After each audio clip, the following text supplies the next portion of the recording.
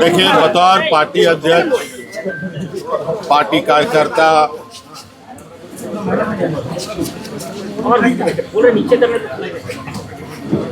इस चुनावी कैंपेनिंग का हम लोग हिस्सा बने और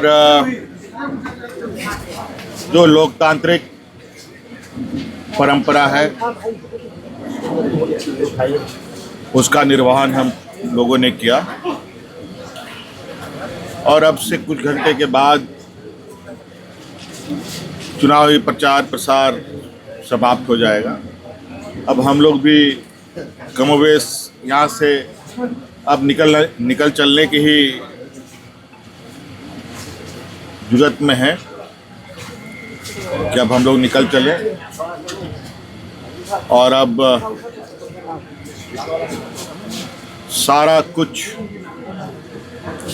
घाटशिला मतदाता के बीच में अब ये चंद घंटे उनके हाथ में रहेगा और उसके बाद चुनावी प्रक्रिया प्रारंभ होगी। 11 तारीख सुबह 7 बजे से चुनाव प्रारंभ होगा और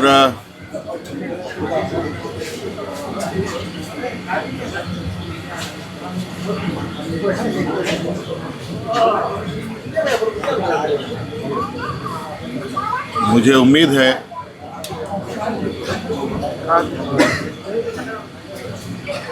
ये चुनाव काफ़ी पारदर्शिता और निष्पक्षता के साथ होगा।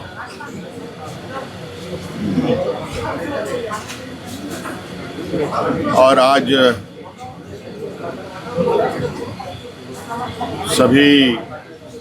हमने भी जितने हमारे नेता कार्यकर्ता आसपास अगल बगल से आए थे उनको भी हमने निर्देशित किया है कि अब अविलंब घाटशिला विधानसभा से आप सब लोग बाहर चले जाएं और अब ये पूरा का पूरा मोर्चा झारखंड मुक्ति मोर्चा का घाटशिला विंग संभालेगा और पूरे चुनावी प्रक्रिया को अंजाम तक पहुंचाएगा। हम लोगों ने लगभग घाटशिला के एक घरों तक मोहल्ले टोले गांव पंचायत बूथ स्तर तक पहुंचने का प्रयास किया और हम लोगों ने अपनी बातों को घाटशिला विधानसभा के लोगों को के समक्ष रखा है। अब निर्णय घाटशिला विधानसभा के लोगों को करना है। सर, इस बार पहली बार लगा 25 साल से मैं कवर कर रहा हूँ जेएमएम कुछ अलग स्टाइल में लड़ी, क्लस्टर तरीके से पूरा जोन में बांट के। तो क्या ये टर्निंग पॉइंट है अध्यक्ष बनने के बाद हेमंत सोरेन का कि जैसे सामान्य तौर पर राष्ट्रीय पार्टी करती है वैसा अब आप भी करवा रहे हैं अपनी पार्टी से? देखिए, समय समय पर और समय के अनुरूप चुनावी रणनीति बनते हैं और उन रणनीति के तहत कार्यकर्ता आगे काम करते हैं। ये सारी चीज़ें चुनावी रणनीति का एक हिस्सा है। Thank you sir. आप इनका ले लेते हैं। समझता आप क्या है आप पूरे फ्लीट के साथ घाटशिला उपचुनाव में हैं। ये झारखंड की राजनीति में पहली बार हुआ है, क्या वजह है इसकी? नहीं, ऐसा नहीं है। मैं तो बहुत कम रहा हूँ इनफैक्ट इस विधानसभा चुनाव प्रचार प्रसार में। यहाँ तक कि हमारे कार्यकर्ताओं ने तो हमें बिल्कुल मना ही किया था कि बहुत आवश्यकता नहीं है और क्योंकि हमारी भी एक पार्टी के प्रति अपनी एक जिम्मेवारी है और योगदान है, उस योगदान के तहत हम लोगों ने इस काम को यहाँ किया है। यहाँ माननीय मंत्री दीपक बिरुआ जी लगातार माननीय यहाँ हमारे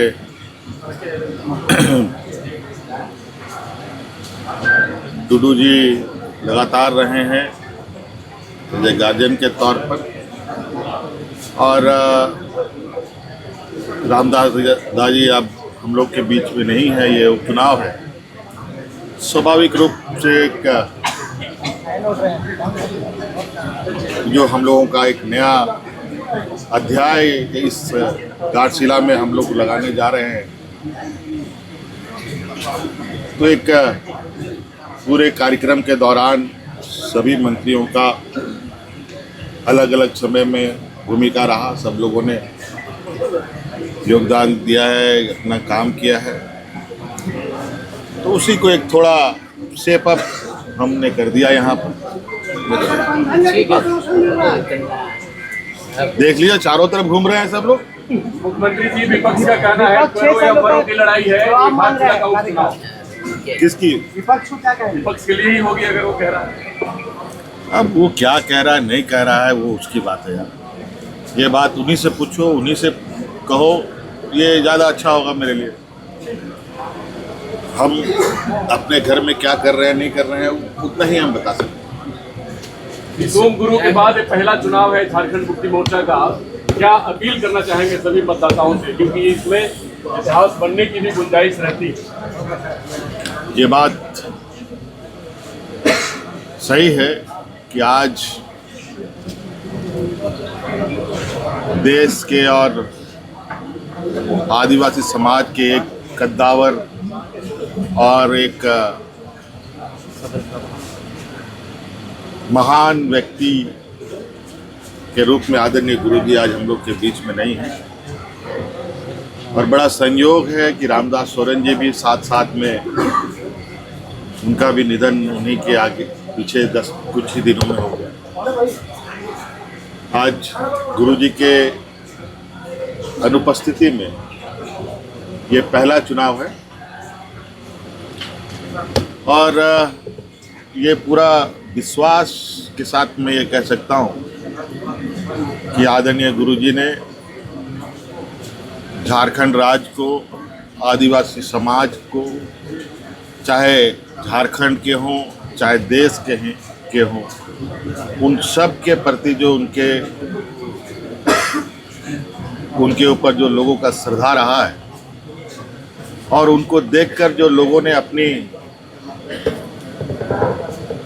पहचान बनाना और आवाज़ बुलंद करना प्रारंभ किया है, कहीं ना कहीं